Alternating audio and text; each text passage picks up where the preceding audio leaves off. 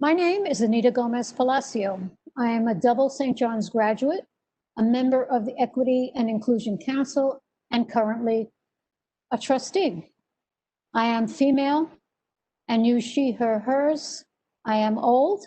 I am white. I am Latina. I have brown curly hair, brown eyes, and I am wearing a black turtleneck with a floral scarf. Topic of racism is personal to me. I was 10 years old when I was introduced to racism when my family moved to Queens.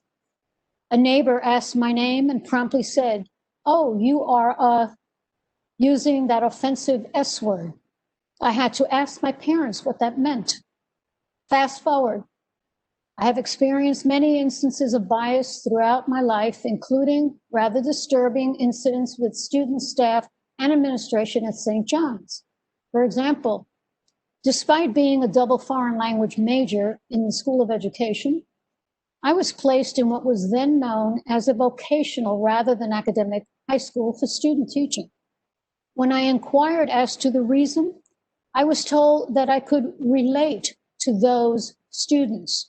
I still have no idea what that meant. I refused the placement and was switched to 2020. 55 years after my undergraduate graduation, great diversity of the student body, nearly non-existent back then, has been achieved. What it appears has not been achieved is equity and inclusion. Hence the truly important work of today's session, which brings us back to why we are here. Acceptance of racial bias is a step that leads us to develop plans for solutions. After so many years, it is time. So welcome all to the 6th session of the Racial Injustice Conversations, Becoming Agents of Change. This is the final session of the series, and I am honored and humbled to be the opener and the closer. We hope you were able to review the previous sessions and recommended resources so we can have an informed and fruitful conversation. We have hidden the guest count, although I am happy to report that 110 people have registered for today's session. But before we begin, we would like to take a moment to perform a land acknowledgement. Every community owes its existence and vitality to generations from around the world who contributed their hopes, dreams, and energy to making the history that led to this moment. Some were brought here against their will. Some were drawn to leave their distant homes in hope of a better life, as were my parents. And some have lived on this land for more generations than can be counted. Truth and acknowledgement are critical to building mutual respect and connection across all barriers of heritage and difference. We begin this effort to acknowledge what has been buried by honoring the truth. St. John's occupies the ancestral lands of the Matinacock, Rockaway, Lenape, and Canarsie peoples. We pay respects to their elders, past and present. Please take a moment to consider the many legacies of violence, displacement, migration, and settlement that brings us together here today. Please join us in giving voice to these truths at every opportunity. The committee will serve a link in the chat. We'll share a link in the chat if you would like to learn more about land acknowledgements. And now, to begin, I would like to introduce our moderator for today, Dr. Alina Camacho Gingrich, who, among other things, leads the Center for Latin American and Caribbean Studies. For her full bio and all of the presenters' full bios, please visit stjohns.edu/racial justice. And now, Dr. Camacho Gingrich. Thank you very much, Anita. It is really an honor for me to be here with all of you. Let me describe myself first. I'm a female, white Latina with long brown hair, brown eyes. I wear glasses for reading. I'm wearing a blue blouse today with navy blue pants. My affirming pronouns are she, her, and hers. And now it is my distinct pleasure to introduce to you our distinguished group of committed, knowledgeable, and brave panelists, members of St. John's senior leadership. In alphabetical order, I will introduce to you discussant number one, Gina M. Florio, PhD, is the interim dean and associate professor for the St. John's College of Liberal Arts and Sciences. Gina?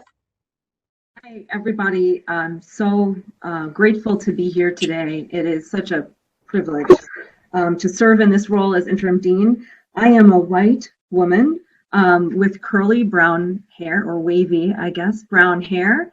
I have freckles. They're my favorite feature.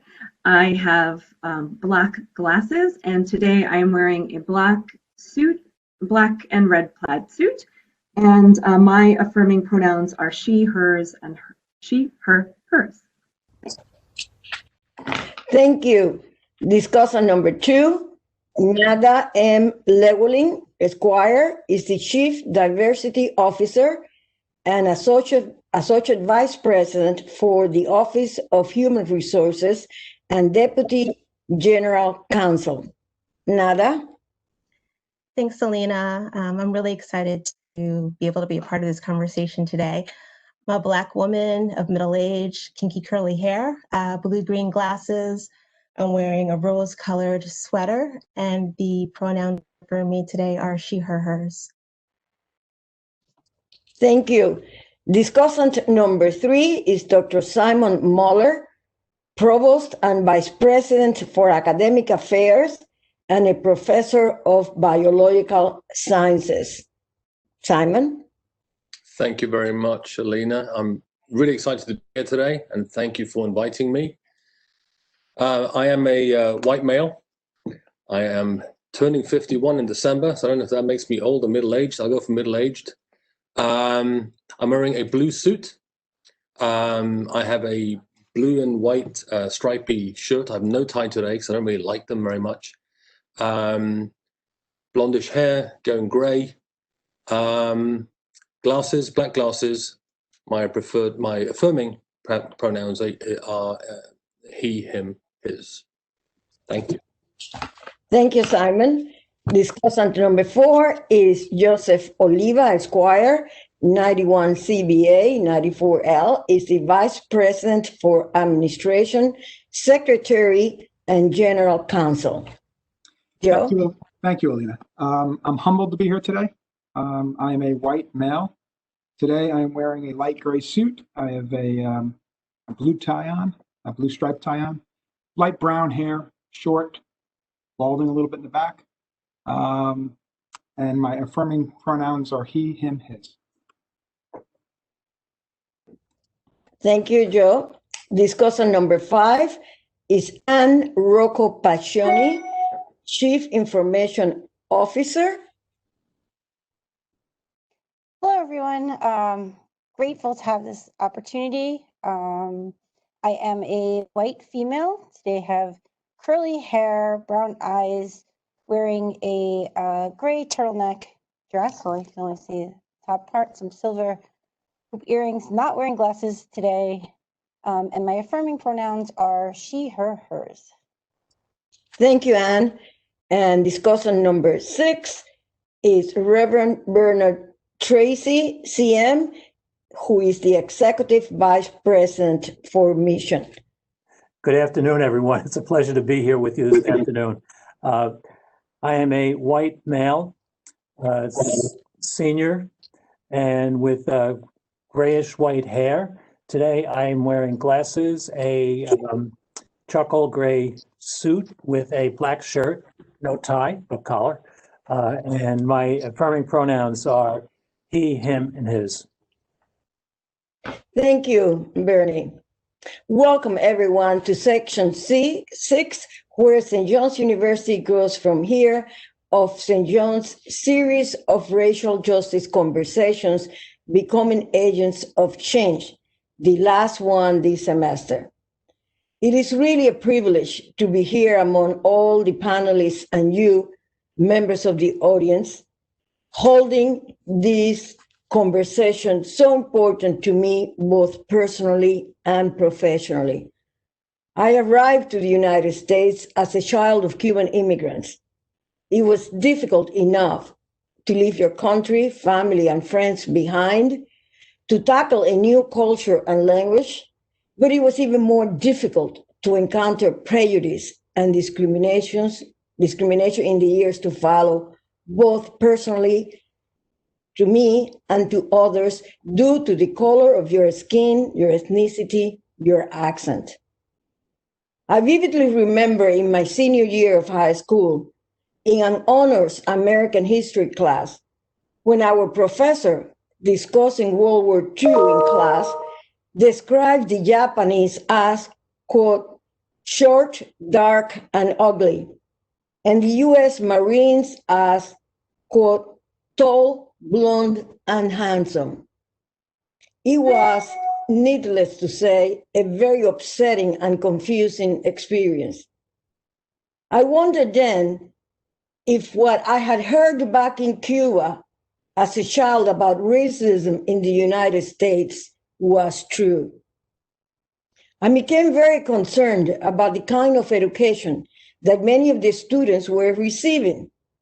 If this was an honors level class, what were the other students being taught? This incident was followed by others as I pursued my several college degrees.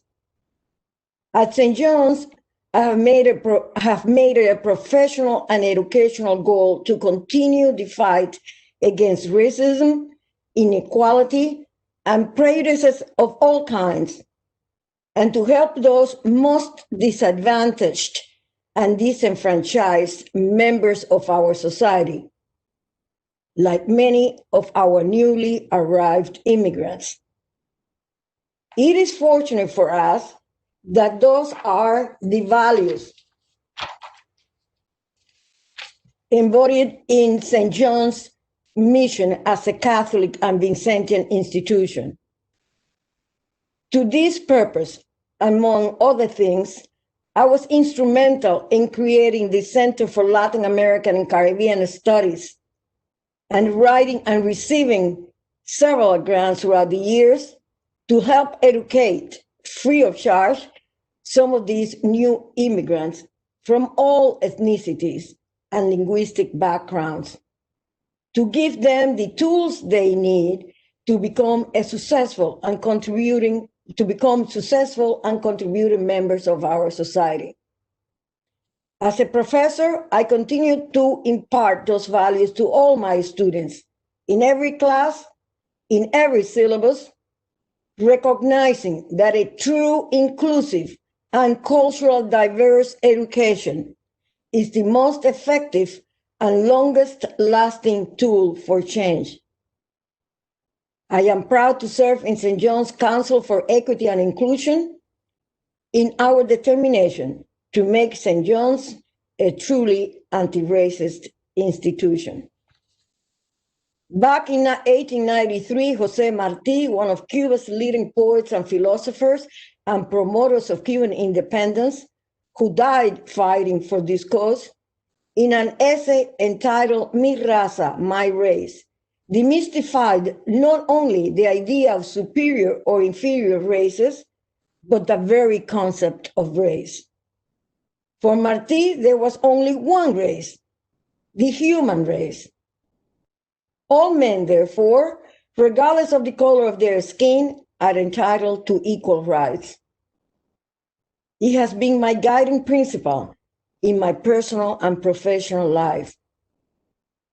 And I want our audience to think about it. What has been your guiding principle or principles? I would like to hear from you. What do you do in your area of influence, home, at work, to combat racism, to promote equity and inclusion? And faculty members, how do you, or could you create syllabi that promote equity and inclusion? But now we turn to our distinguished discussants. for their answers to particular questions.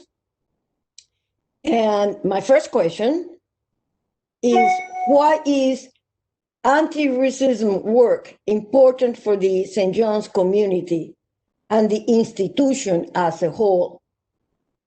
I'd like to ask that question first to Bernie. Thank you, Alina.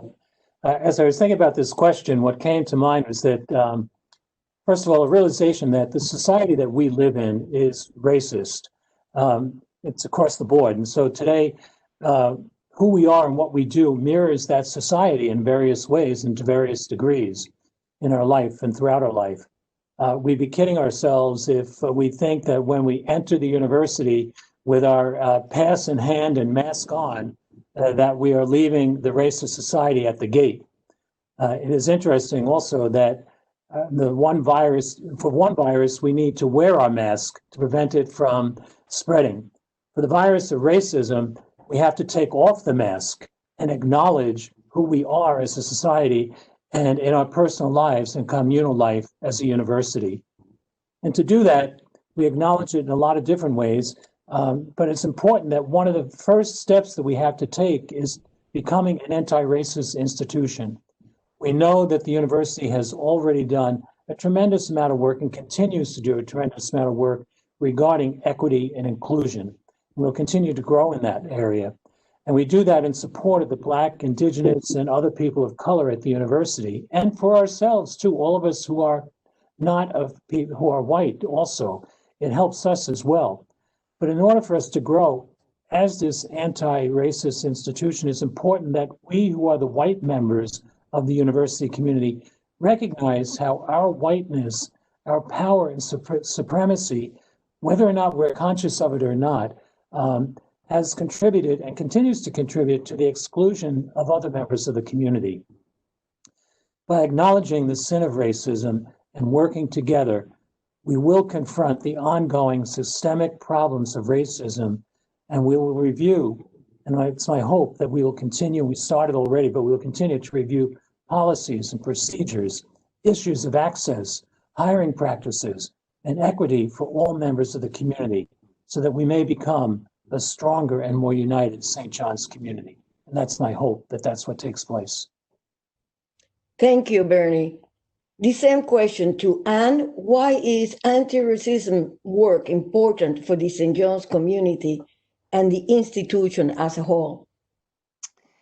So, you know, similar to what Bernie was saying, the anti-racism work is critical because right now we're experiencing two pandemics.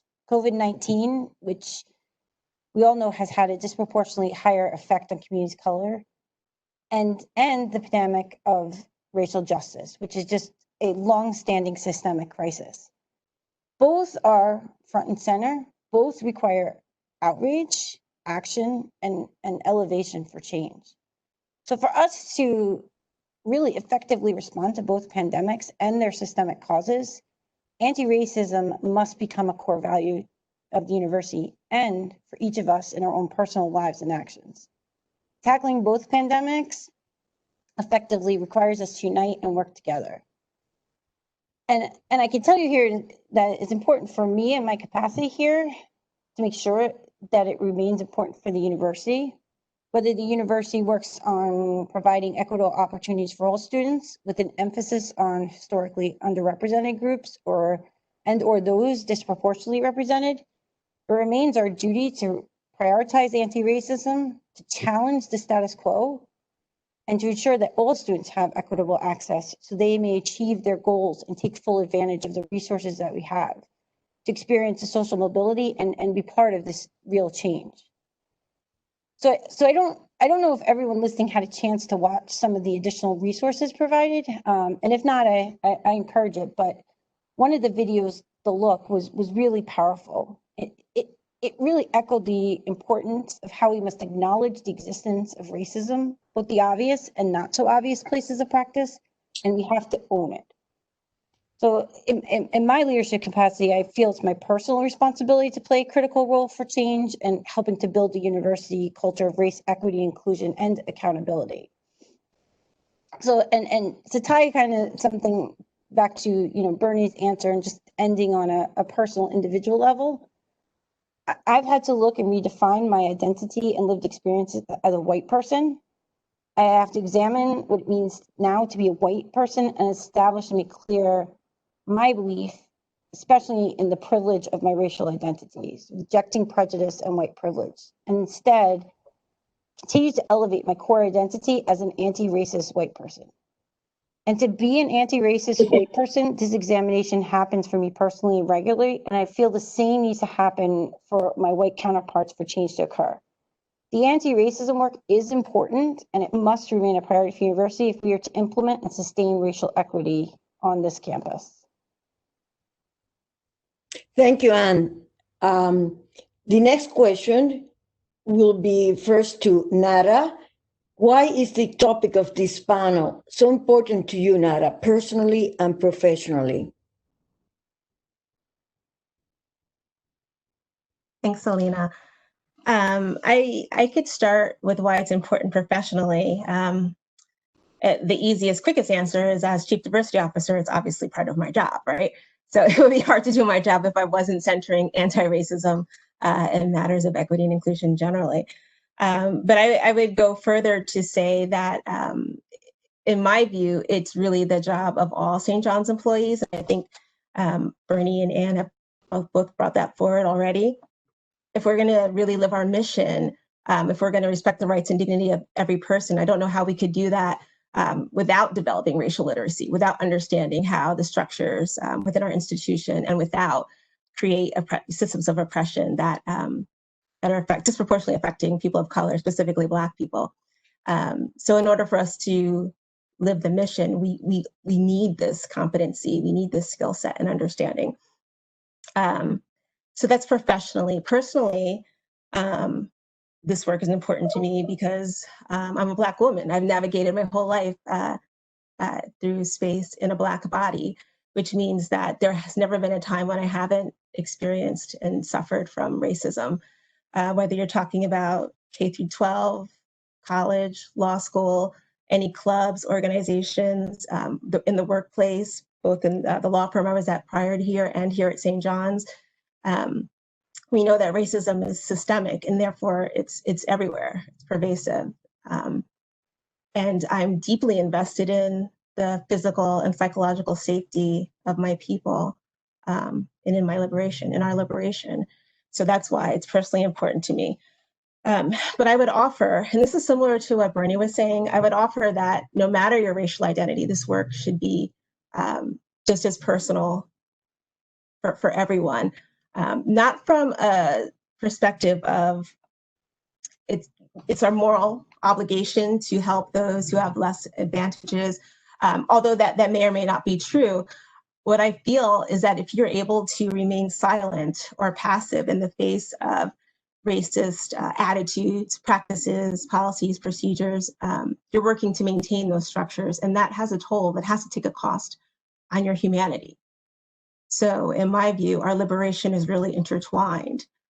This is not something that I need you to engage in to help pull me and my people up. It's really like your humanity is on the line. So this needs to be personal to you in the same way it's personal for Black people in general and people of color, non-Black people of color. Thank you, Nara. Thank you. Simon, the same question to you. Why is the topic of this panel so important to you professionally and personally? Thank you. Thank you, Alina. You can hear me okay? Yes.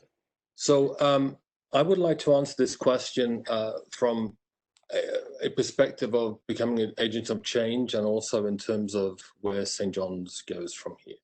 So just to put this into perspective slightly, I want to talk a little bit about my upbringing and where I'm from.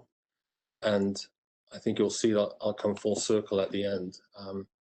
So I came to New York about 10 years ago from Norway. And I became acutely aware of the social and racial injustice that really plagues St. John's, our neighborhoods, our society, the country. Not that I didn't know this before, but it wasn't front and center for me. When I was growing up, I had always access to everything I needed at every turn. It never even crossed my mind that I was not going to be successful. It didn't cross my mind that I was going to be in any form of danger, ever. And it never crossed my mind that I would not be respected for who I am and that I wouldn't respect others for who they are. Growing up, I didn't see myself as being privileged. I lived in a society where everybody had everything they needed and everything was safe. I was wrong. I was very wrong. And I realized I was and I continue to be privileged, and I did not reflect on that. And as Dr. Kendi states in his book, and I'm paraphrasing here, we need to put up mirrors to force ourselves to self-reflect. Very important. So growing up and even into adult life, I saw racism and social injustice as something that I understood. I thought I understood it. I read about it in books. I saw it on TV. I viewed myself as a good and decent person that accepted everyone for who they were. Now, I still think I'm a decent person. People can disagree, of course, that accept everyone, but I need to become an agent of change. It isn't enough to sit back and read and have conversations. It's not sufficient. And to my mind, an agent of change really works to identify, and this is in Dr. Kendi's book and other books, we have to identify racial inequities, call them out. And importantly, we have to work to change the processes and policies and procedures that have these effects. And then that requires direct action, not reactive, but proactive. And to come back to the question, I know this is a long answer and I apologize, but this starts with me as a person, which then transcends into my professional life at St. John's, both as a professor and importantly as a provost. So why is this topic so important to me? The answer is clear.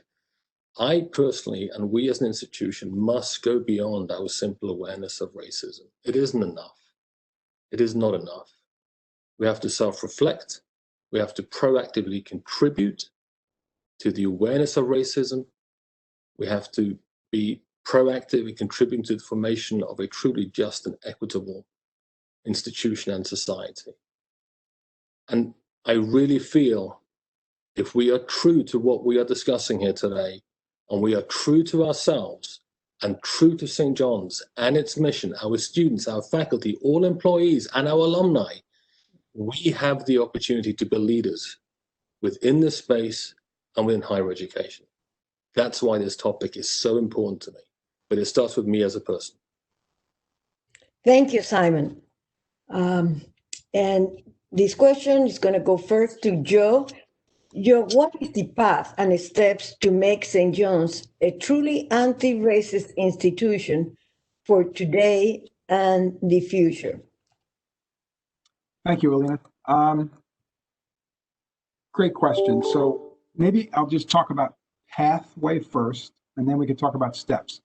But I think if we're going to talk about a pathway, the pathway we're talking about has to start with trust. So it's going to have to start with building trust within our community.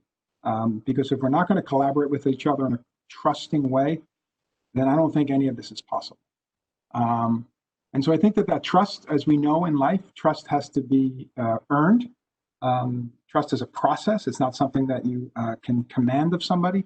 It's something you have to earn. So I think obviously that pathway then has to start and begin at the top of the organization.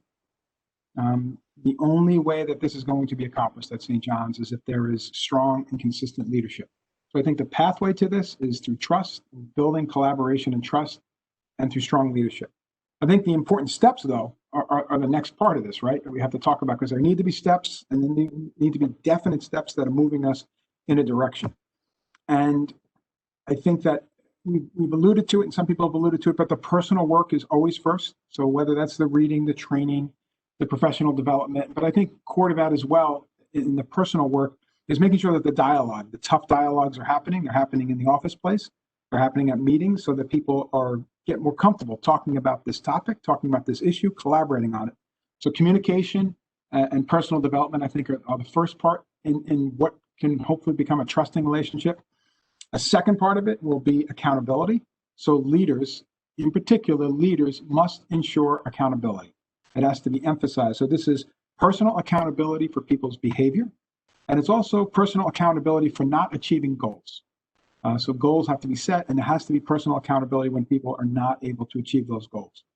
I think the next part of that, because we like to talk about the accountability, but also has to be then making sure that there are appropriate resources and rewards that are made available. So only senior leadership can do that, right? Senior leaderships have to make sure this is appropriately resourced and that there are reward systems that are made available for those that are able to achieve the goals. And so those goals can be a whole cadre of things, from making sure that the people in your areas are engaging in the training and the development and diverse hiring practices and all the other work that needs to be done, but setting up reward systems around that. And the last part of this, I think, and this is not a last step, this is a step that has to be part of all of it, is that leaders will need to be bold and courageous. This work is not work that anyone is really going to be comfortable doing. Change is not comfortable. And I think that this type of change in particular is going to be uncomfortable for some people. In fact, it might be uncomfortable for many people. And so breaking down these long and standing walls and barriers will not be easy work. So I think that's just an overview for me of a pathway, and I think the important beginning steps. Thank you, Joe. Gina, the same question for you. What is the path and steps to make St. John's a truly anti-racist institution for today and for the future? Thanks, Alina. As a white person, I think I'd like to start with what it means to be anti-racist to me.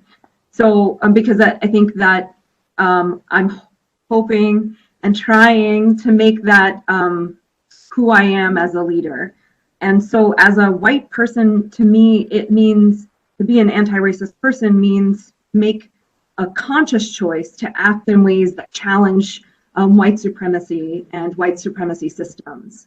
And that includes challenging or to make the choice to act in ways that challenge my own white supremacy or white privilege, and as well as the forms of oppression against people of color. And to Nada's point, silence is complacency, and silence is violence, right? It is oppression. So I think we need to recognize, as a number of us have said, that racism is one of many interlocking forms of oppression. And at St. John's, we need to understand and address these systems, right? And its interconnected parts. So is it interpersonal, how we interact with one another, how we interact with our students in the classroom, how students interact with other students, how our employees interact with our students, etc.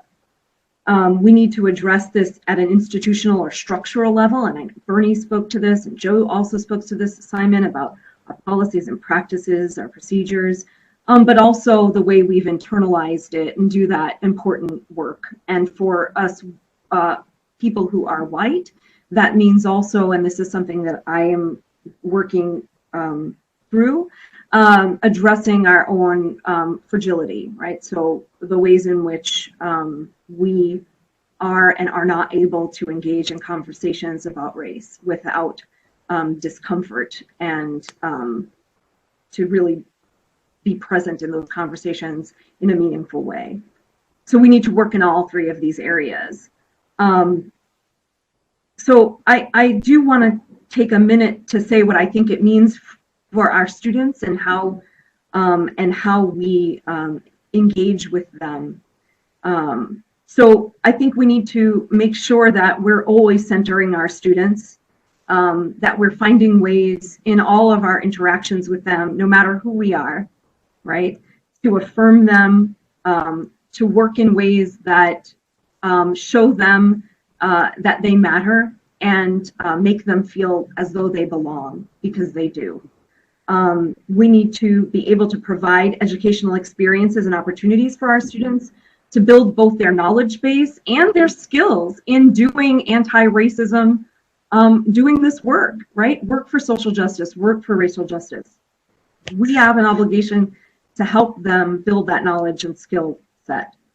And I think as a community, we need to work together and build our capacity, as has been mentioned before, yesterday we were at another meeting, many of us together, and Nada gave a definition of what it means to be excellent.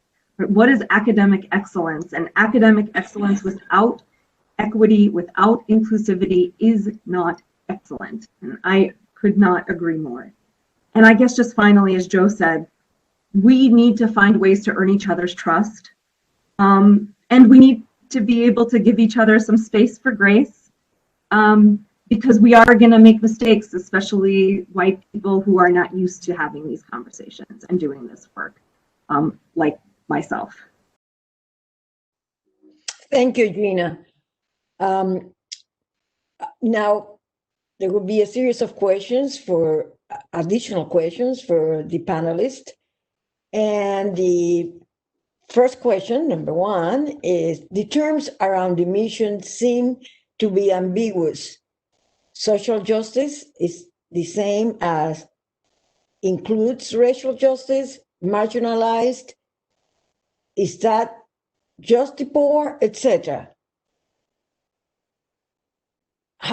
Can you please clarify the difference about the direct links between anti-racism efforts and the mission of the university, and how they are intertwined?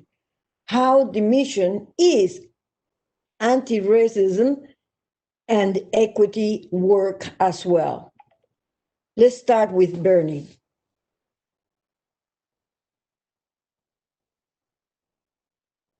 Bernie? Sorry about that. I go right into answering the question. I forget to turn the microphone on. This question comes up at different times, like how that our mission statement can be ambiguous.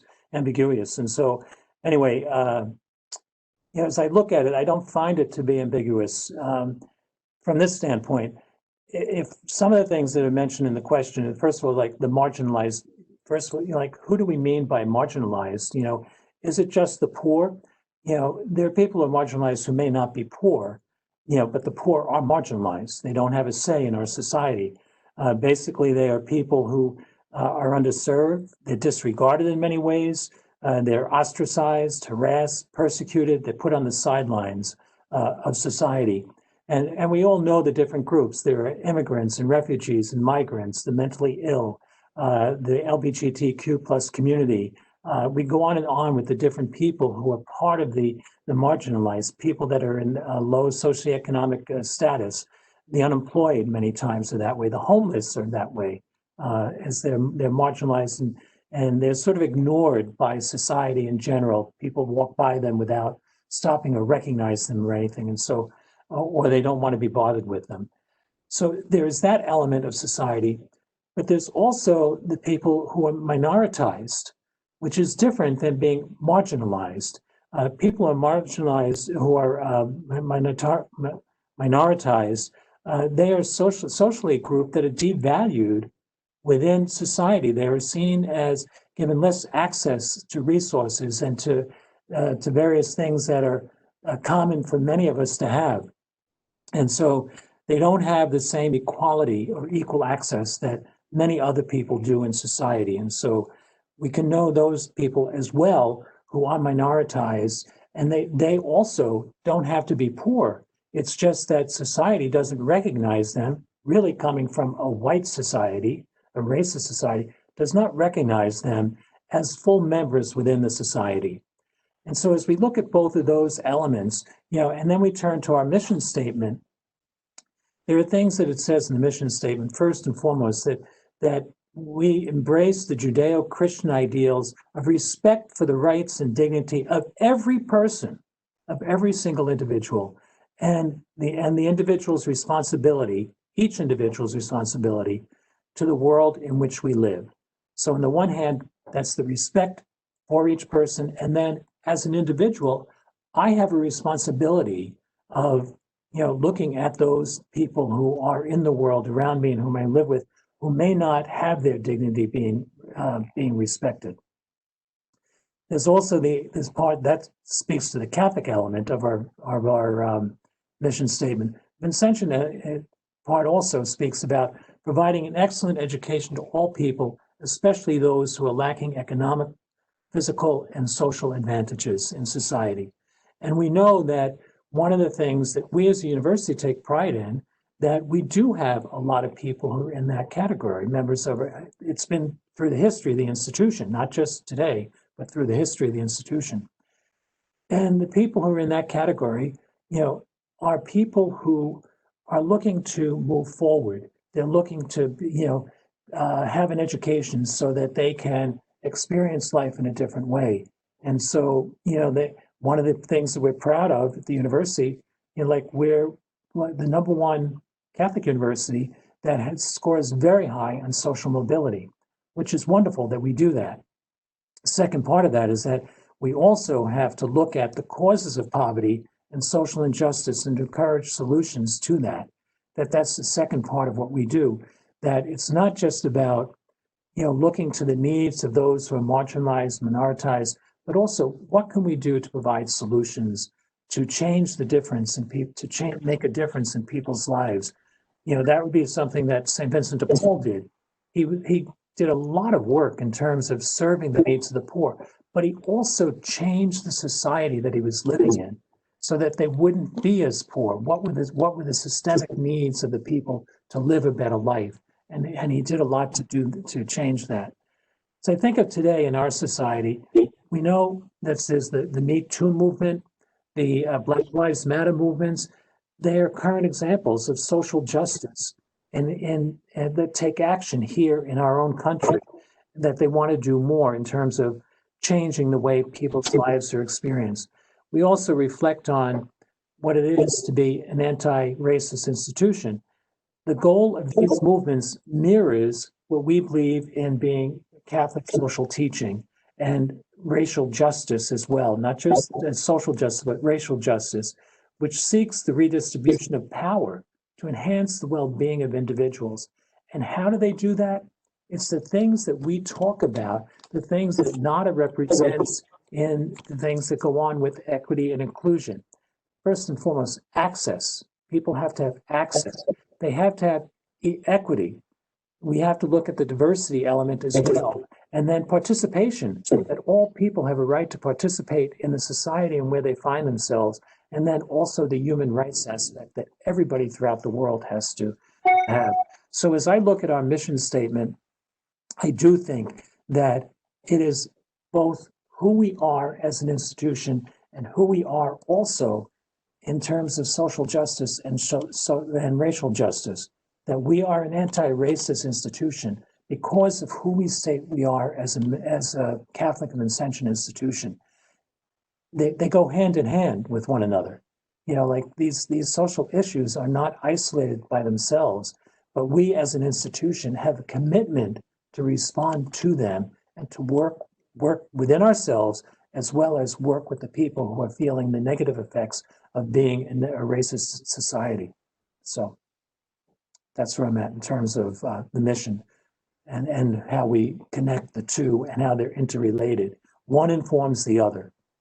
What we do in terms of being an anti-racist institution flows from our being an Ascension institution that is concerned about the needs of people, whatever their needs are, as minoritized or as marginalized, and then also being the anti-racist institution flows from the mission and also informs the mission as how we might grow as an institution. Thank you, Bernie. And I'd like to ask that same question to Nara right now. Nara, the terms around the mission seem to be ambiguous. Can you provide clarity about the direct links between anti-racism efforts and the mission of the university and how they're intertwined? How the mission is anti-racism and equity work? Thanks, Alina. I think I agree with the majority of what Bernie said. I think from my perspective, the ambiguity stems less from the language in our mission and more from how we've operated historically as an institution. In that we've had this mission, right, from the beginning. It's been modified over time, but we've had this mission, but are only recently started to talk about race and racism. So there's a discussion of helping those who don't have economic and social or physical advantages, but no connection back to why are there areas of disadvantage here? How do we solve any of this without having an explicit conversation without race? So it's actually impressive that we made it so long without confronting racism, right? Like that was almost kind of a willful ignoring of the explicit language of our mission and what we're called to do. But in any case, we are at a place where we are looking at it, are naming it. And as Bernie said, and as I said earlier, the language that calls us or holds us to respect the rights and dignity of every person. Again, how do we do that if we're not challenging racism and racist structures? I think beyond that, I'm lucky as a chief diversity officer to have really a strong relationship with Bernie, who oversees mission. And we've been working very closely together with the support of Dr. Jeremy Cruz, the professor of theology and religious studies, looking at the equity and inclusion trainings that we'll be offering more widespread and making sure that we're making explicit the connection between mission and equity and inclusion, that they're not two separate areas, that equity and inclusion isn't an add-on, but that we can't live our mission if we're not really paying attention to and being intentional about matters of equity and inclusion. And beyond that, I would share a resource that I received. I think maybe later we could put it up in the chat from Father Jean-Pierre Ruiz of Theology and Religious Studies. It's the statement of the Vincentian family in the face of racial discrimination. And this statement is very clear about the need to confront racism. And I'll just read from it briefly. It says, "We commit ourselves to reinforce our actions and take measures so that no one has to suffer harassment or death because of discrimination. We commit ourselves to raise our voices in all forums where we are present to denounce these injustices. We commit ourselves to giving a voice to those who are excluded and discriminated against so that they can be the protagonists of their own history." So there's also a lot of other great language in this statement. And I thank Jean-Pierre Ruiz for sharing this with me. Him sharing both his experience and his expertise, along with Professor Bobby Rivera, and as I mentioned, Dr. Cruz, they proactively partnered with my office in some of our initiatives. So again, it's an opportunity to bring in our mission, because we're doing all this work with Bernie, our academic side and the administrative side, which for me is extra special because there's not a lot of spaces where administration and staff work so closely with faculty. And this is one of them where we've all been able to come together in the name of making sure that there's no daylight between mission and what mission is representing and what the Office of Equity and Inclusion is representing, because it is all the same. We just have to continue to treat it so and name it and not obscure what our mission truly demands, which if we're really living it, it requires us to take the hard look that several people have mentioned that we need to do, and not to stop at taking the look, but actually to take action. That's how we live out our mission. Thank you, Nat. Yeah. Joe, the same question for you. Thank you, Alina. I'm going to build on something. I wasn't thinking of this, but I'm thinking of it now, that Nada had said. So some of you may not know, I'm an ordained deacon also in the Catholic Church. And this is to press on this issue of mission and people identifying the work of anti-racism as being connected to even our Catholic identity. And what I would say about that, just to be completely open and transparent, in the last several months, when I've been invited and given the opportunity to preach, I have on occasion preached on these topics and things that have touched this topic. And we in the parish have received complaints from parishioners. We've actually had parishioners that were upset enough that they went into the pastor's office and angrily told him that they were leaving the parish because of the message I was preaching. Luckily, I have a supportive pastor who has encouraged me to continue to preach, and when I feel the moved to preach on this topic. So I just wonder, to Nada's point, whether it's interesting that we have this and we have the statement, and it's great we're activating it now, but I don't know that we've always embraced this as really our focus on part of our Catholic identity. And for me, and I'm no theologian, and there might be scripture scholars on the phone, I've always been intrigued just from the story of creation. Adam and Eve are walking naked in the garden, and they commit that first sin. And the downfall of that first sin is the first thing they recognize is their difference, right? They notice that they're naked, and they notice that they're different, and they become uncomfortable with that difference. And it's always intrigued me, because then the stories of the Old Testament after that kind of build on that, and this tension around difference, whether it was the brothers Cain and Abel and their different abilities.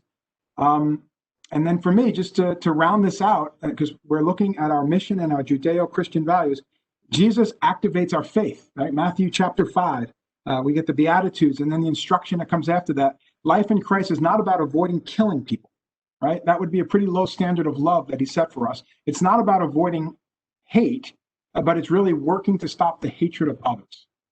And so anyone who I think tries to suggest that this is not directly connected to our mission may have some things they need to explore about their own heart and their own mission, identity and understanding. Because being a peacemaker is not peaceful work, but it is our work. And I'll end it there. But thank you, Nada, for giving me that thought. I was going to go in a completely different direction. Thank you, Joe. The next question is, an anti-racist statement from an institution we know is not enough. How can we make anti-racism work to be equal to other goals set for the university? I will ask Simon to please answer that question. Thank you, Alina. So I know this is going to be slightly controversial, but I'm going to modify the question slightly, because I do not see it as making anti-racism work equal to other goals set at the university, but rather set it as the goal. The goal at the university that involves everyone. And why do I say that? I say that because if we cannot become an anti-racist institution, I will pose a simple question: what else is there? So how are we to live our mission? How are we to serve and educate our students that will then go out into the world as citizens? How are we to foster scholarship? How are we to ensure that everyone at St. John's, employees, students, faculty, feel safe, valued, and respected, regardless if we are not an anti-racism institution? I'll pose the question again: what else is there? So then, coming back to the question that was asked, and I'm sorry I digressed, but I felt that was important because that I'm speaking from my heart here. We have to, as an institution, to my mind, start setting university-wide action steps and goals that we can assess and measure. Some people that know me know that I will talk for a little while, but then I get bored of talking and we need to have action. And we might get the question, well, how do we do that? Isn't that difficult? Well, we have very successfully set very clear metrics for retention rates, graduation rates. We grade exam papers, and the list continues. So why can't we set goals and metrics for the entire university, how we become an anti-racist institution? And importantly, we have to set a timeline and milestones. And it really involves everyone. Everyone has to be assessed, and everyone has to be accountable. But the timeline and milestones are very, very important, because what I worry about, we can set goals, we can define metrics, and we will have this conversation in 1 year, 2 years, and 3 years down the line. That is not acceptable. The time is now. We have to act now, and we have to be accountable at a personal level, at a unit level, and at a university level. And I would argue at a societal level. So what are some examples? Some examples would be that social justice and equity inclusion has to be part of the curriculum. I'm not talking about a course here and there. We've had these conversations in the University Core Curriculum Council already, and we soon realized this is not about a course. This is about infusing it across the wider curriculum at St. John's. This is not a one-time fix. This is not something we're going to do and pat ourselves on the back and say, well done, we've done it now. No, this is something that will continue in a sustained manner over time, and we're going to stumble. to some of the previous comments. We're going to stumble from time to time, but we're going to pick ourselves up. We're going to have the conversations. We're going to learn from our mistakes and move forward. Second, how do we do this and recognize the work that's being done? And this has been brought up also before, but I feel this is really, really important. How do we reward work within this space of making St. John's an anti-racist institutions? Things do not happen by themselves. They don't. They don't happen if we work by ourselves. They happen if we do things in partnership. And this is everyone's responsibility. So I think I'll end there. Thank you, Simon. And the same question to Gina, please. Thank you, Alina. So echoing what how Joe answered the first question that you asked him, and also much of what Simon has said, we need to start, in my mind, we need to start with a recognition that equity's work is everyone's work, right? Equity work is everyone's work. As I said before, we have to understand that oppression experienced by one is experienced by all, right? That we are one community, one body, so to speak, using some Catholic language there. That we have to develop our capability to do the work and empower each other to act as agents of change, as Simon has called upon us to be. And that means leading from whatever role you're in. So you've got a panel of administrators, and you are as a faculty leader, right? And we're at a one level, but really everyone can lead from where they are and has a role to play in this anti-racism work. I think we need to make sure that equity is tied across all of our priorities at all levels of the institution. And we, as Simon said, need to tie that to our accountability and reward structures. So it has to be core and critical to our function, to our work at St. John's. And that means tying it into our annual reports or AFARs for faculty or red forms for other employees. I want us to keep focusing on structures over individuals in the sense that the challenges, many of the challenges we face, are the most impactful way we can address them are through structural changes in our institution. We have to always center our students. And one last thing that Joe reminded me of when he changed his response with respect to the mission, is that for those of us who are both white and Catholic, I think we need to answer Reverend Brian Massengale, who is a professor at Fordham University, a theology professor at Fordham, and a scholar of racial justice in the Catholic Church. We have to answer his call to sit with our discomfort and understand that our church and institutions that flow from that church do also have systemic racism. Thank you, Gina. The next question is, what are you doing within your department to ensure St. John's is working toward becoming an anti-racist institution?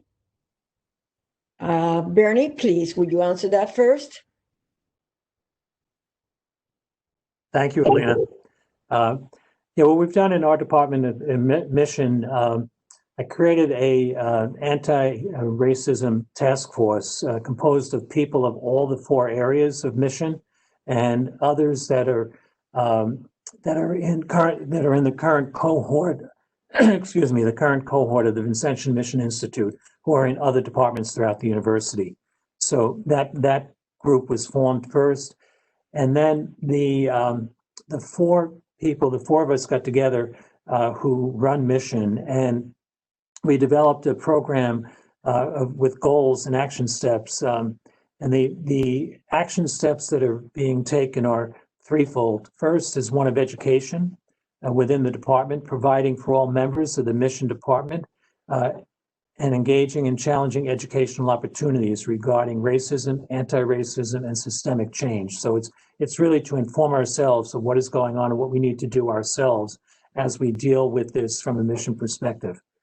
The second area is programs that revisioning and developing clear programmatic recommendations for the university community that are designed to deepen one's own understanding of the many forms of racism and bigotry can take, and the history in our society, their history in our society, and the personal as well as economic and social consequences that they have in the lives of generations of people. So it's looking to see what we might offer the rest of the university community.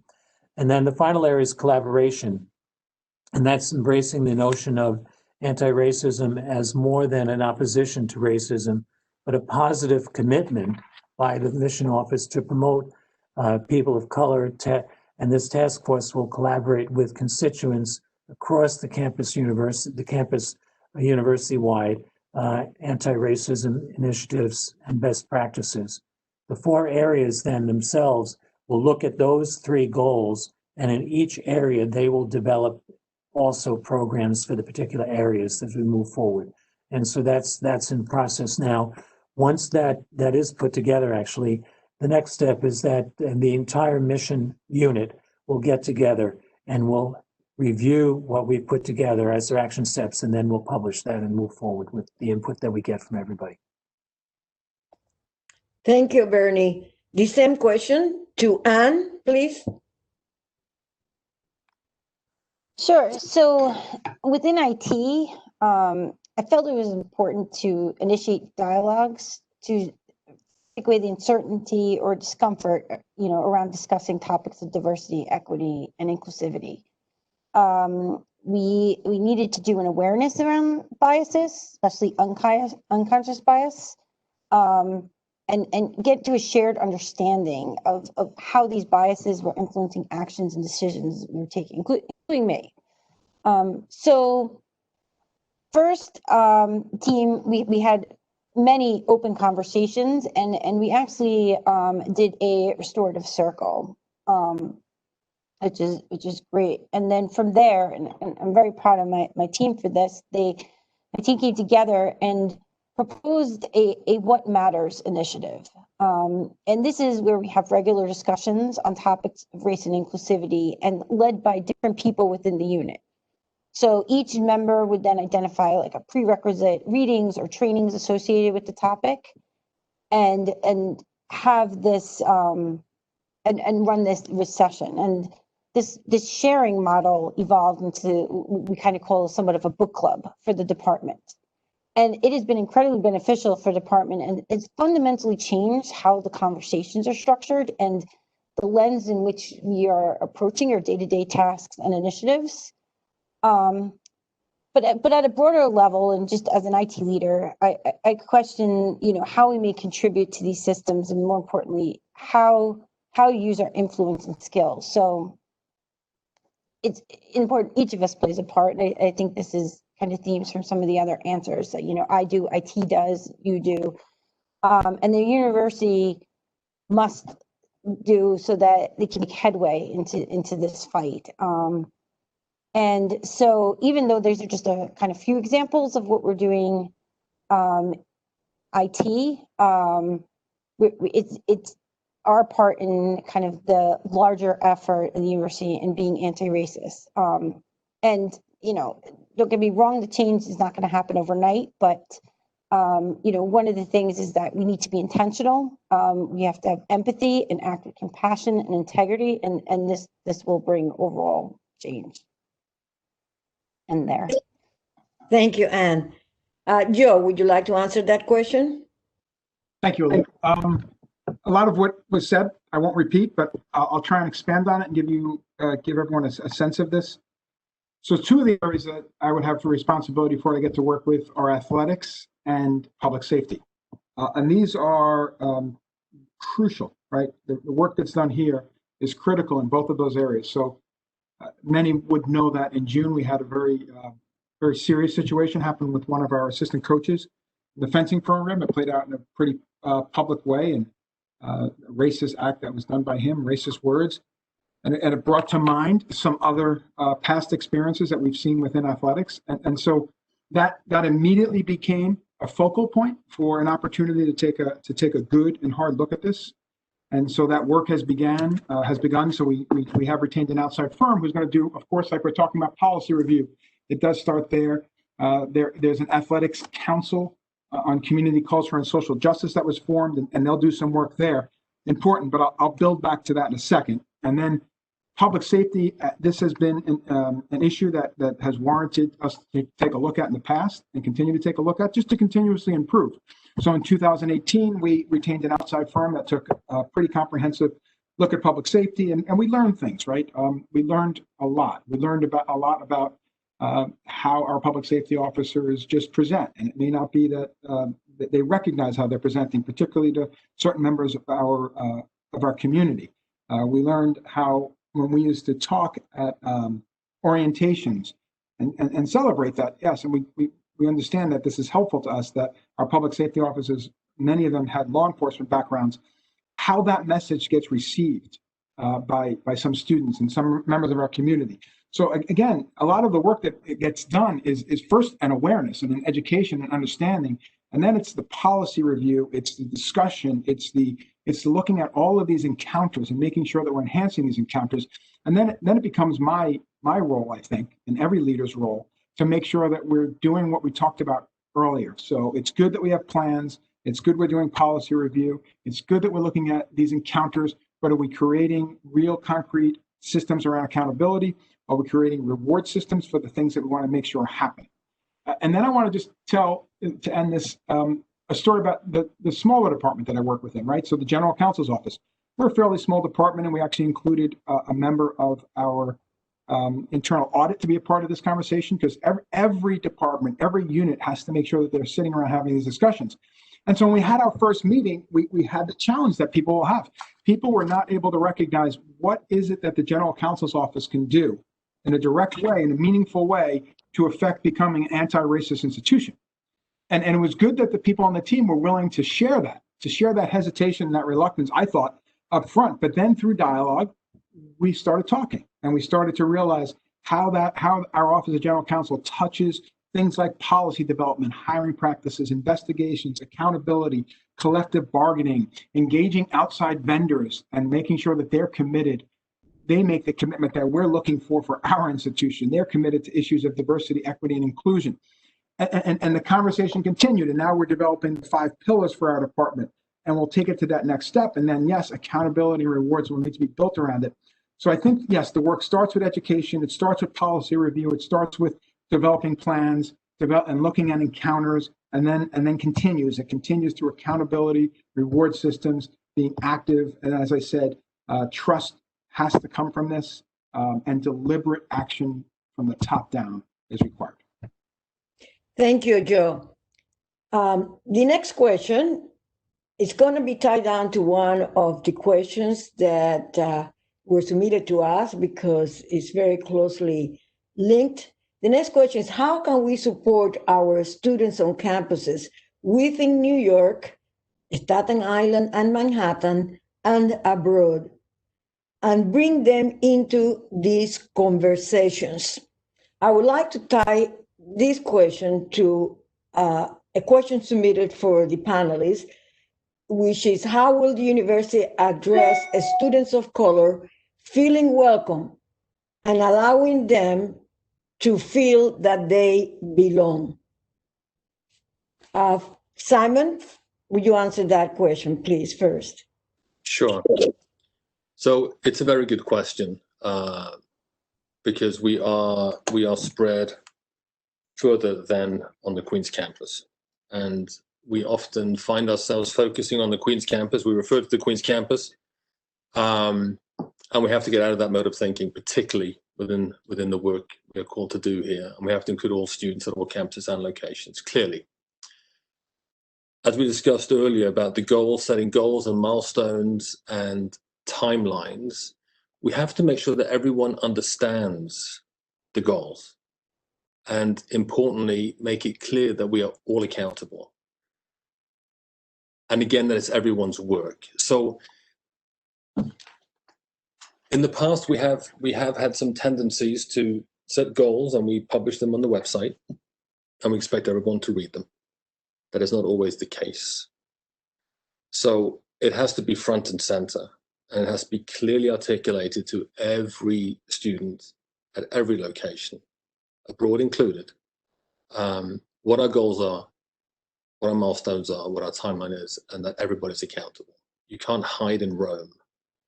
You can't hide in Paris or in Staten Island or in Queens. It's everyone's role.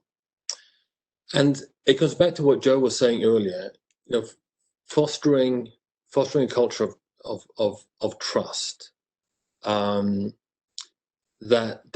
all students and faculty and employees feel this is a partnership.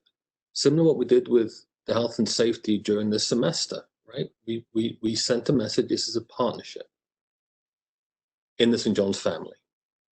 And we have to set up some systems and processes to allow these dialogues to happen and seek input and feedback in a safe and honest environment. So how do we develop these processes?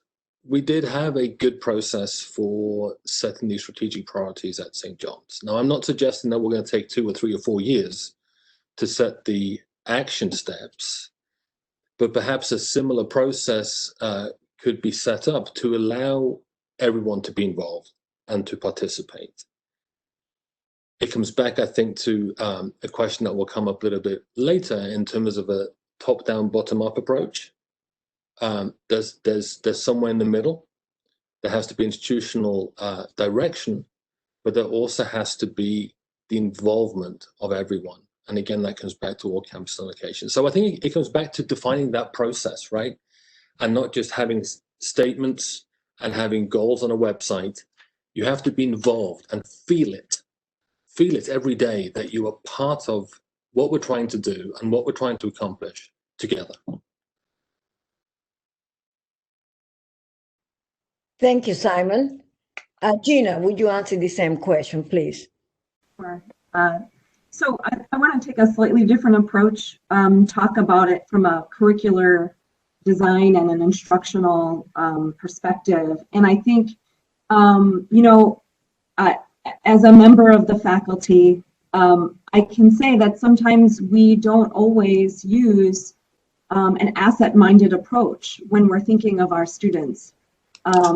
And that is something that, I know certainly in my classes, I'm trying to change. So I'm trying to get away from a deficit-minded approach that focuses on what students lack and more focus on an approach that centers students, that validates their experiences, that recognizes that they have perspectives and experiences to bring to the table, right? No matter what their background.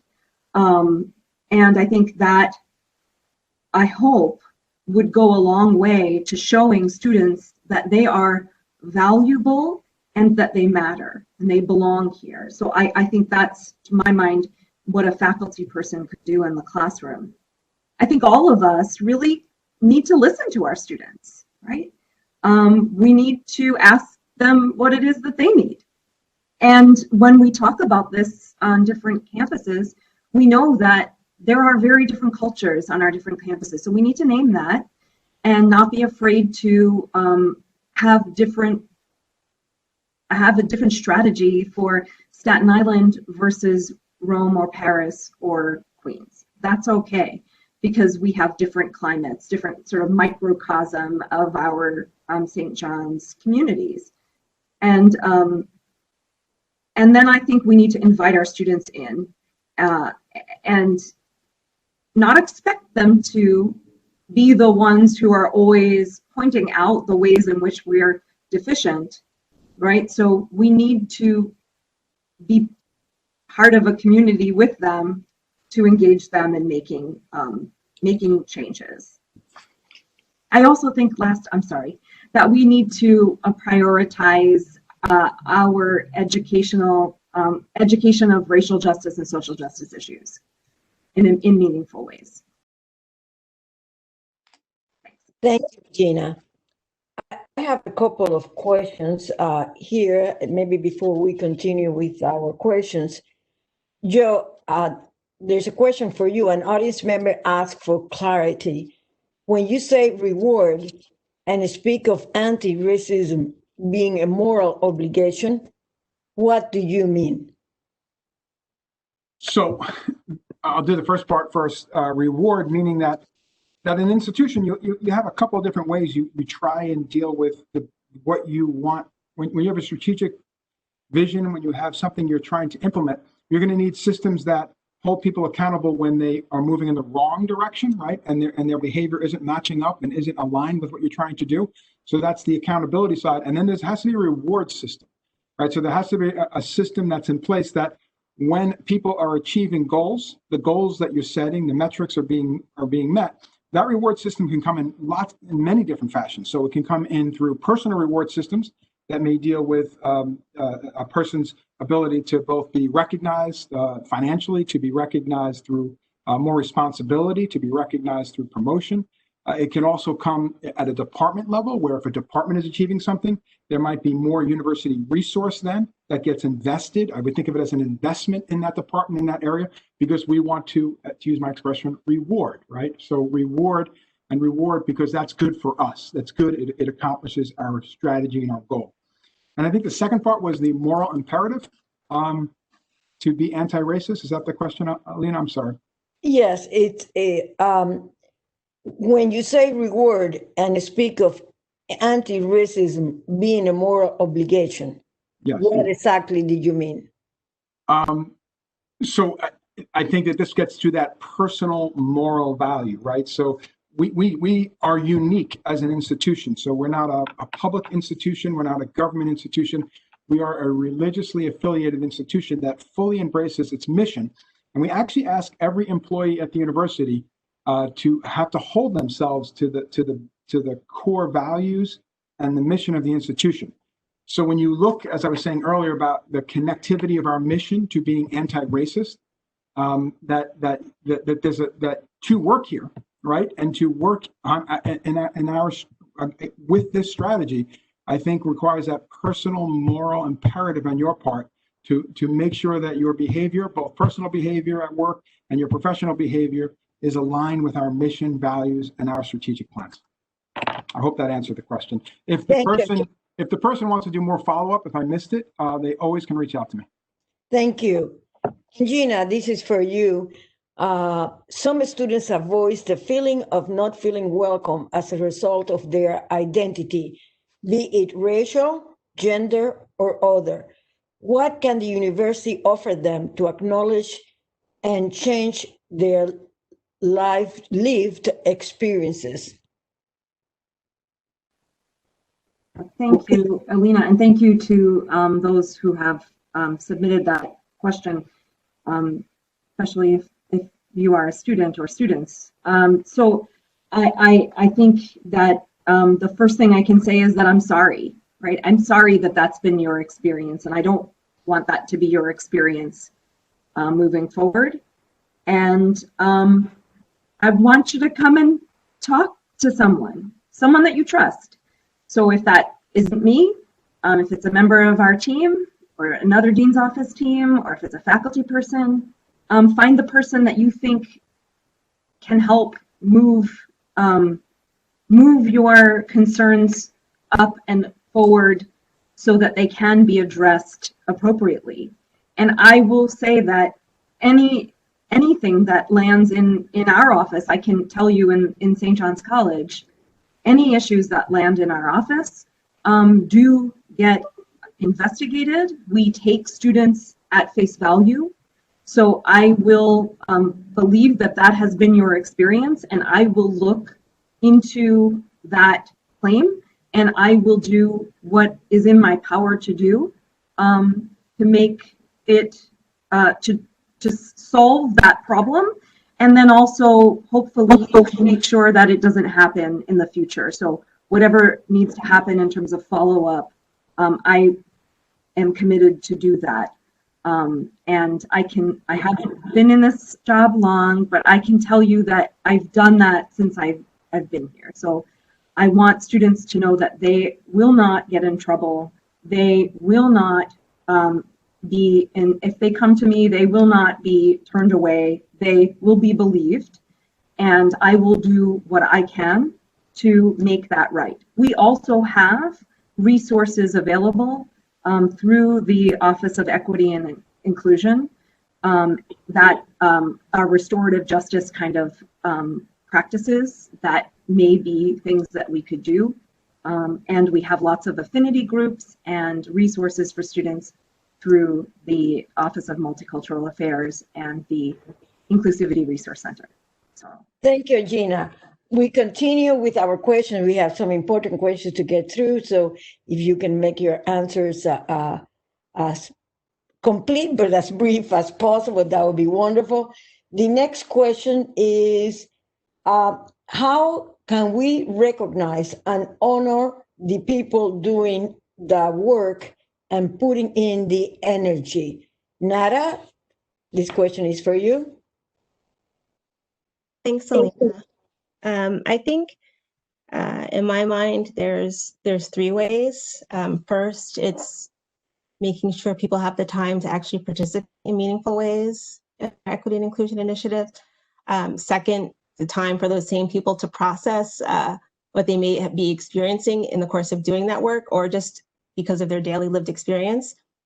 And third is money. So I was happy to hear both Simon and Joe talk about rewards and building in those structures. So I want to talk a little bit about each of those.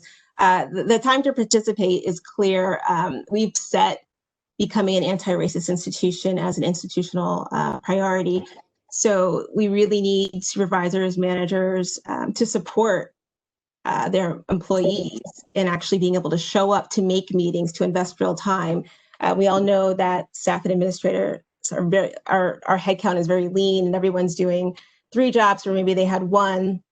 But if we're not actually prioritizing this work, any type of equity and inclusion activity is likely going to be the first thing that gets knocked off of people's lists when they're trying to do their job. So I think we have to be really clear and say that this work is a core responsibility, is a core duty. So if people have signed up to participate, they really need to be given the time to participate in meaningful ways. The second, the time to process. I'll share first one personal experience, and then second, what we're trying to do within human resources that I oversee.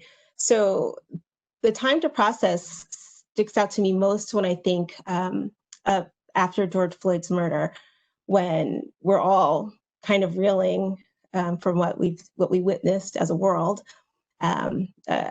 execution in broad daylight. But then the response that I started to get, along with Dr. Manushka Cassignol, who is the founding director of the Academic Center for Equity and Inclusion and is in charge of all faculty initiative, equity and inclusion initiative, and Monique Jernigan, who's the executive director of the Office of Multicultural Affairs and is the student-facing arm of the Office of Equity and Inclusion. There was this reach out to people to say, well, what are we going to do? How are we going to respond? How's the institution going to respond? And for me, how I was responding was I was trying to get out of bed. I was trying to breathe. I was, holding my sons and telling them that they're beautiful and brilliant and that their lives are sacred, even if that's not what the world is reflecting back to them. That's what I was doing. But the expectation that these 3 Black women were really going to design a university response in the midst of just trying to maintain our sanity. And that's a complete denial of our humanity, right? Which is absolutely inconsistent with anything that's anti-racist.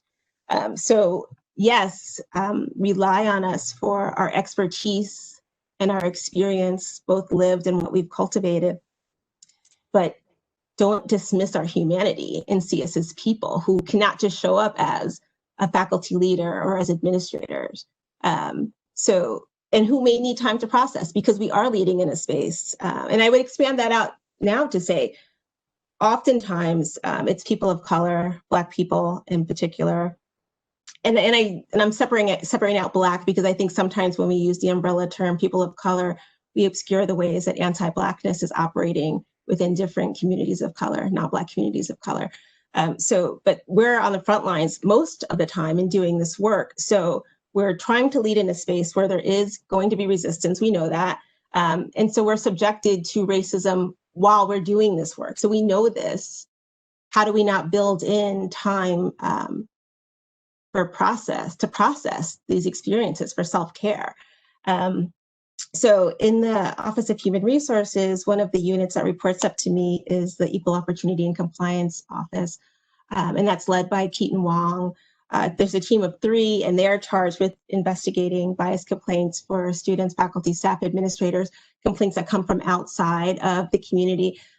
There's three women of color who do this work. And again, because we know that racism is systemic, they will encounter racism as they're doing this work of trying to address the ways that people have been harmed, right?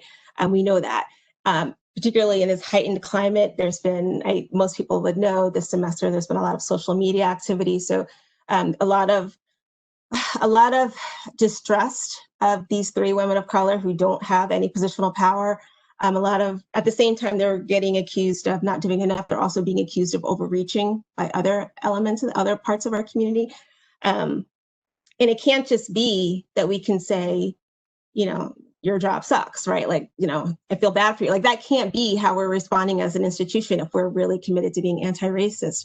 So what we came to together, and I want to thank Danielle Haynes, who's one of the members who really, what she said really helped me think about, we just need to restructure the job function, the job position, and in writing, make one of the core responsibilities that any person in that office needs to take time for self-care, whatever that needs to look like and whatever the time needs to be. Like, that has to be something that is an integral part of the job, like any other core responsibility, so that people can be sustained in doing this work.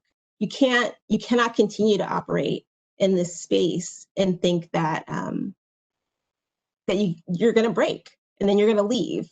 And people who are very dedicated to trying to advance us with respect to equity and inclusion and anti-racism, we will lose. And fundamentally, I don't believe that any process or any practice that will allow for the harming or the diminishment of women of color, that can't be consistent with who we say we're trying to be, right? Like, on its face, to me, it just doesn't work. So that's one thing that we've done in the Office of Human Resources. But I would encourage other departments, other leaders to be thoughtful. How can you make sure you're building in time for people who are engaged in this work? Because it's very thankless. Which brings me to the third point, the money. So when I started off talking about why this work is personal for me, and I spoke about it's my survival, it's for my liberation, for that of my people. But so many people of color, Black people, are engaged in this work because of that. And so we bring this passion, this interest and deep desire to be in a place that's anti-racist, that is pushing equity and inclusion initiatives in a way of being, and we're doing that for free, right? It's uncompensated. And so the questions that arise are, is it that the value, the experience, the skill set that outside the world, like corporations and institutions of higher education, are headhunting like crazy right now because they're desperate to get this skill set in their institutions, right? That's what the external world is saying. So for us at St. John's, is it that we don't value the work and think it should be free? Is it that we don't value the people, the bodies, the Black and brown people who are showing up trying to do the work? Or is it a combination? I think those are the questions that arise when, we have uncompensated labor being performed. And particularly when you're talking about the uncompensated labor of Black people, we have a very long history in our country of that practice, right? So how do we say that we're committed to being anti-racist if we're not really taking a hard look at where we're extracting free labor from Black people and other communities of color, other people of color? So I would say, at a minimum, we should start to talk about when we're looking at promotions or hiring, and we're setting benchmarks for salary, there should be a market differential if people are going to be engaged in equity and inclusion work. Not that money will completely substitute or make up for the harm that will likely come their way because they're engaged with this work. But where we spend our money, that often shows us what we're prioritizing, what we care about, right? They go hand in hand. Where we spend our money is where we show we care, or where we see our true initiatives or calling to be. So yes, I would say time to participate, time to process, and compensation. Thank you, Nana. Yeah. The next question is, moving forward, what can be done to ensure that anti-racism work is ingrained in the fabric of every department and is part of everyone's job, rather than solely resting on the shoulders of the Office of Equity and Inclusion and minoritized members of our community? How will St. John support this effort and those working hard to achieve equity and inclusion at the university? And if you please answer that question first, following by Simon. Anne? Sure. And actually, Nada, after your last answer, I'm actually going to go off script, so I'll probably trip over my words a little bit, so bear with me. It has to be important for the departments themselves, and so I think that one of the things, and I take this which from us within IT and trying to lead by example, is you should reflect and work within the departments and just do, right? And certainly, from the Office of Equity and Inclusion, they can help along the way, but you have to take, the department leaders have to take a personal responsibility, right? They know their business. They have to ask about their practices. How do you design for inclusivity? How do you learn from diversity? Why is that important? How do you listen and understand what's not working and rework as necessary? That's things that departments should be able to do.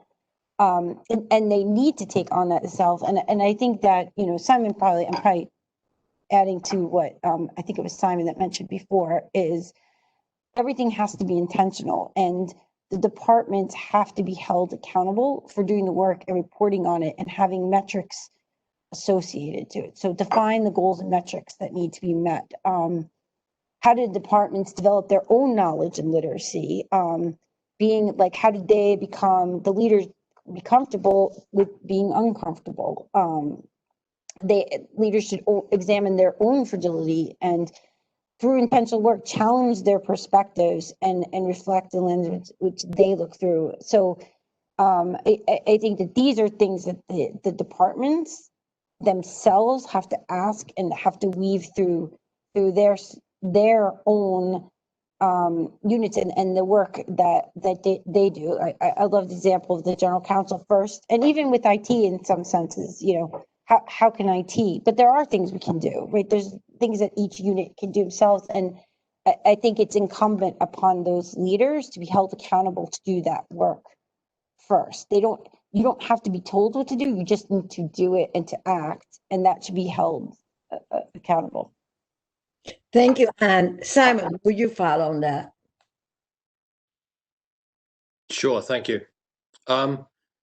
So clearly, the responsibility cannot rest on the shoulders of the Office of Equity and Inclusion and minoritized members of the St. John's community. And as leaders, we have a responsibility to hold units accountable. Not just when things are going well, but particularly when things aren't going well and aren't being done. And I can assure you, I want to make this statement, I will hold the units that report to me accountable. That I will do. And to Nada's point earlier, we have to create space for this work. I'll come back to the financial afterwards, because I know that's important too, but to create space and time. And I know right now we're in sort of a crisis mode with budgets and COVID and other things that are putting pressure on institution, but that isn't an excuse. It might be part of a reason, but it's not an excuse. So I'll give you an example. In the office here, in the provost office, we had, I think, as many other units did, put an anti-racism agenda item at the end. That wasn't creating space at all. And this is only a very tiny example, and I'm not comparing this to what Nada was talking about. It's just an example, a tiny one. We made it a agenda, the one agenda in a separate meeting.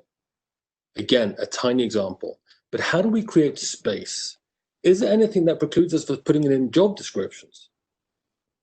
I don't work in HR. I don't know what is possible and what isn't possible, but we have to be intentional in creating time and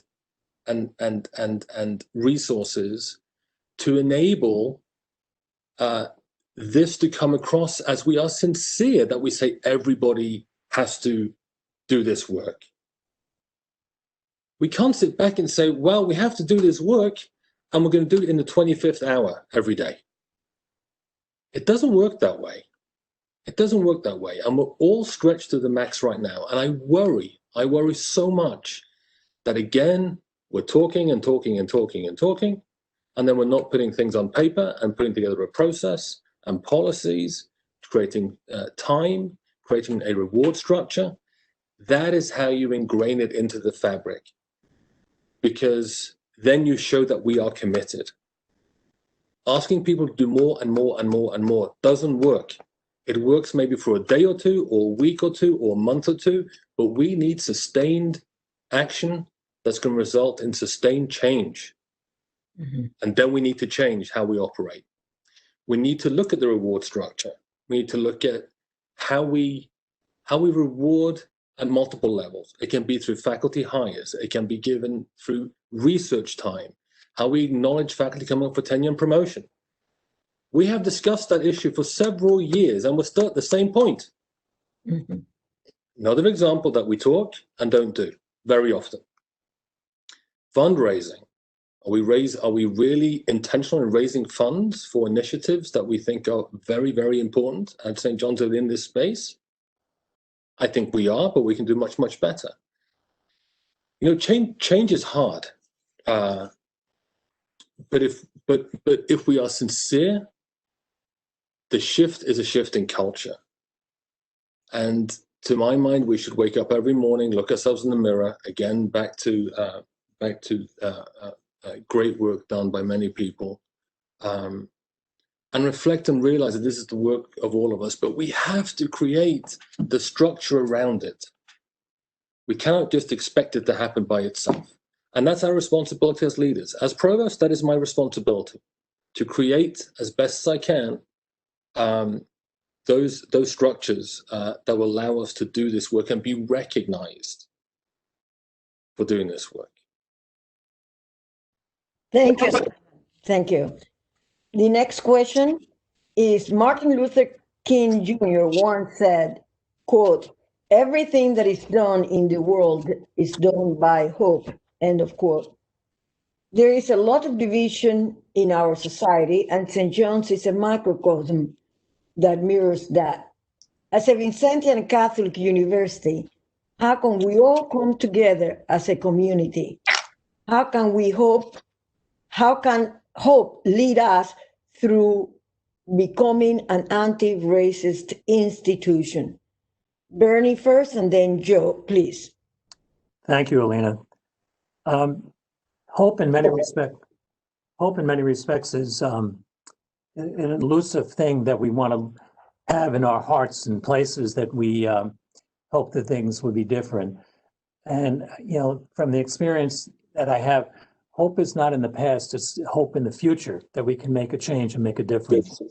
So there are a couple of things that, that I recall in terms of hope. Many years ago, there was a doctor that was going to an oncologist. And so he was talking to me about what he does with his students, his doctor's students. And he says, he always tells them, you owe two things to your patients. One is to be scientifically as updated as possible. And the second one is never to take away a patient's hope. We might not know how much it plays in the person's life, but we do know it plays in their life. And so I think in relationship to what we're doing with anti-racism, is that, like we have to be at the top of our game in dealing with this. We owe it to the university community to be at the top of our game in moving forward with this topic that we're dealing with, this issue that we're dealing with. And we also owe it to them not to take away hope, and maybe even to give people a sense of hope that we will accomplish. It's going to be ongoing. We're never going to reach the end. But we're a faith-based institution. That's who we are. And we have faith in the fact that our God is with us. You know, Jesus came and said, I've established the kingdom. It's not in its fullness yet, but it will be later on. And that's what we hope in. But while we're here, we have to do the best we can in living out what that kingdom means and how we are going to establish it in the work and things that we do each day. Another quick example, Lena, about hope, or I guess people with differences. We know what we've gone through in recent days and months about the political systems that people have. On the news one night, there was these two families that lived next to one another. They formed a pod so that they wouldn't be, they could go back and forth with each family, the children the same age and so on and so forth, to be able to, have some social life together. One was staunch Democrats, the other was staunch Republicans. Politically, they were at different ends of the spectrum, but they came to an agreement that they were not going to allow this to divide them, because the love that they had for one another was more important than the political outcome. And I think in terms of what we're doing now, we have to come together with a sense of unity. You know, we may have differences of opinion, but we have a sense of unity. We have a direction to go in that is part of the mission of the institution. And we also have to have hope in our hearts, because that's what God gives us, is that sense of hope. That hope flows from God unceasingly. We will be taken down by works and so on and so forth, by the burden of them. But at the same time, we have hope that we can move forward in a positive way and achieve what we set ourselves to do. Thank you. Joe? So I'll build on, and Alina, I'll honor your request. I'll try and do it in 1 minute. So a 1 minute response, and it's really to just piggyback and build off of this theme. I think it is this placing greater emphasis on the value of a relationship, and relationship even with people who you don't agree with. And that doesn't mean you want to hang out with the person or be friends with the person, but be in relationship with the person. And when I hear that quote from Martin Luther King Jr., I can't help but think of St. Paul: faith, hope, and love, and the greatest is love. And how many institutions are you going to find one of our core values that we list is love?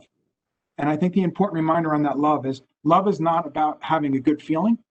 And love and anti-racist work is not about being polite to somebody.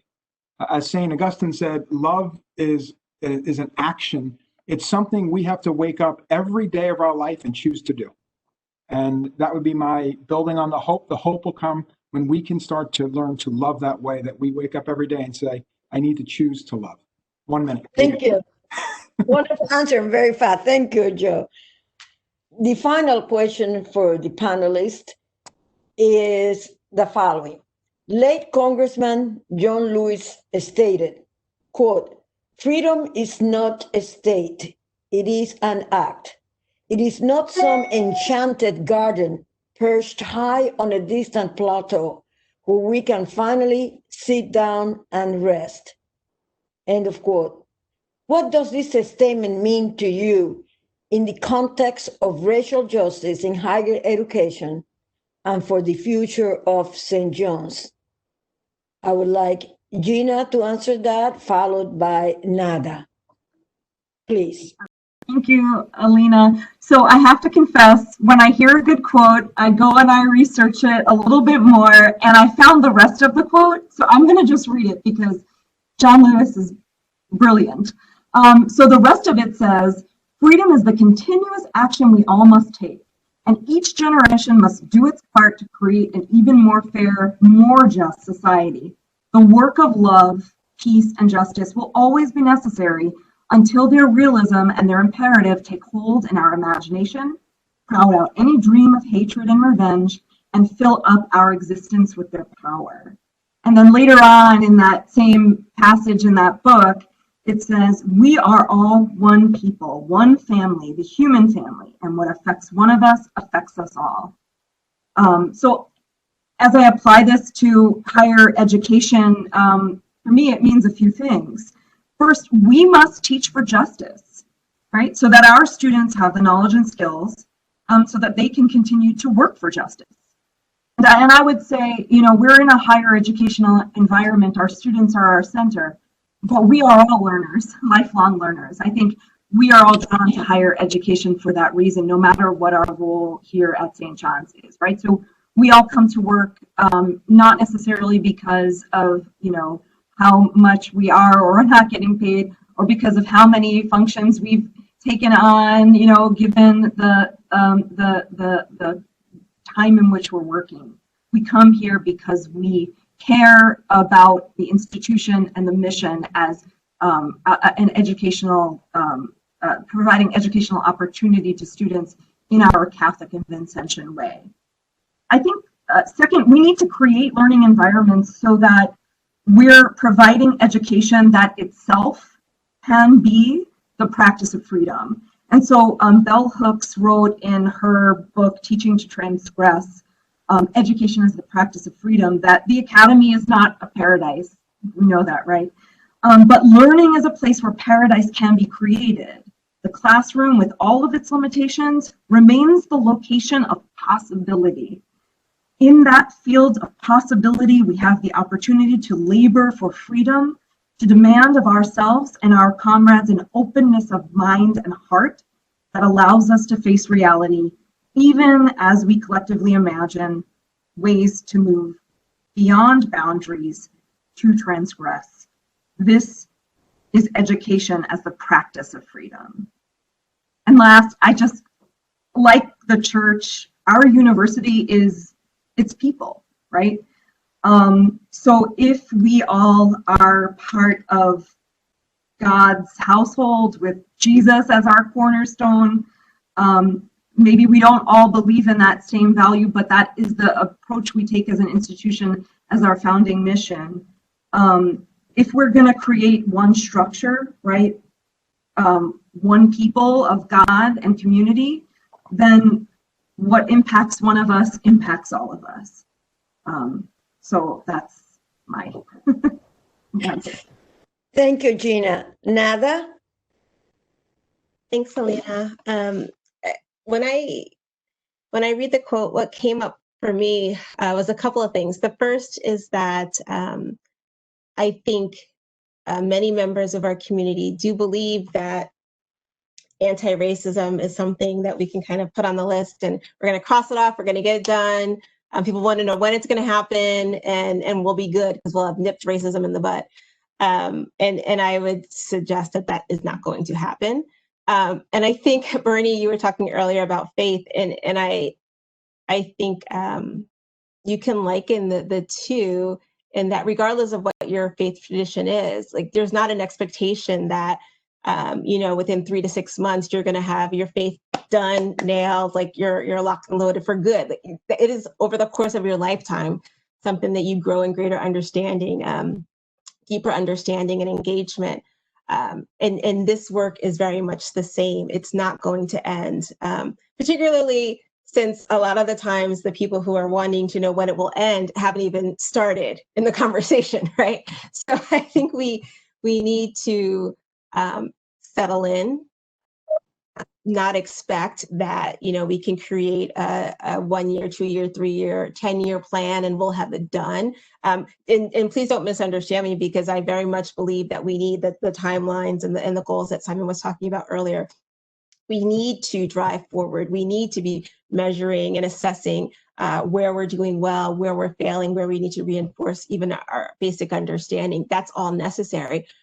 But I think step away from the idea that it's a garden set on high somewhere, and understand that it requires the real day-to-day work and showing up. And then the second thing I would say is absolutely things will not feel any different. Black people, people of color will continue to be harmed if we do not deeply examine and dismantle the structures, the policies, and the procedures that are oppressive, that are racist. That work is not the work of every member of our community, but there is work for every member of our community. So it may not be reviewing and changing policies or dismantling structures, There's absolutely something that everyone can do, because interpersonal racism is real and impactful, and it's harmful to members of our community. So wherever you are, whatever your sphere of influence, I think, Alina, you talked about this earlier, whether it's within St. John's, whether it's in your families, because honestly, like, more conversations centering anti-racism, you know, there are places that white people can engage with their family and their friends that I clearly don't have access to, but need to happen in a space that I can't influence. And so people need to do that work. And I think it has to be, and everyone has kind of brought this forward, it has to be active. This is not a university initiative where we can kind of, or anyone can be passive and just wait for the roadmap to appear. Because while you're waiting, chances are great that you are harming people, because you're not informed and you haven't taken the time to educate yourself. So you don't understand how you're showing up in spaces, and how your silence, your inaction, the ways that your biases are showing up, that you're not even aware of. All of those things are deeply harmful and impede the progress we're trying to make. So you don't need to be, I say that to say, you don't need to be positionally in a place of power to be deeply impactful in terms of the climate that's existing on our campus. Thank you, Nada. I would like to thank you. We have come to the end of our panel, and it has been a wonderful panel. I'd like to thank all our discussants for their very insightful, informative, and heartfelt answers. To Anita, to the planning committee for all the hard work. Let's all of us keep working together, linked by love, towards the common goal of making St. John's truly an anti-racist institution. This is the work that we all have to do together. And like Congressman John Lewis said, it's a continuous work. And what Nara just expressed is every day's work for each one of us. Thank you very much to all of you. And I turn now the program to Anita. And thank you, Alina. It's difficult to react to and condense everything that was said in this important discussion with this topic. Where does St. John's go from here? I too picked up on John Lewis, and the word that popped out at me was act. And basically, throughout the discussion, I heard a call to action to set goals, identify the steps, assess the value of what is being done, and adjust as needed. These should be done in a comprehensive, cohesive, university-wide set of actions. So we need to be intentional, and I think that's what everybody was saying. But I think act was the word that spoke to me most in his quote. So I want to thank you, Alina, Camacho Gingrich, and Simon Muller, and Joe Oliva, Nada Llewellyn, Ana Rocco Pacion, Father Tracy, for leading the discussion and saying such wonderful statements. And thank you to the 93 attendees of today's meeting. And this is a reminder, gathered and addressed in future conversations. The video will be posted in a week from today and can be rewatched and shared with others. Just visit stjohns.edu/racial justice. The committee is working to continue these conversations next semester. Check the website for updates on future scheduled sessions. Please take a few minutes to fill out the short event feedback survey. The survey will appear once you click to enter the session. Series information, future session details, and once again, the recordings can be found at stjohns.edu/racial justice. And as we, I think, can all agree, this work is just beginning. Wishing you all a peaceful, happy Thanksgiving. Until we meet again, Goodbye, all.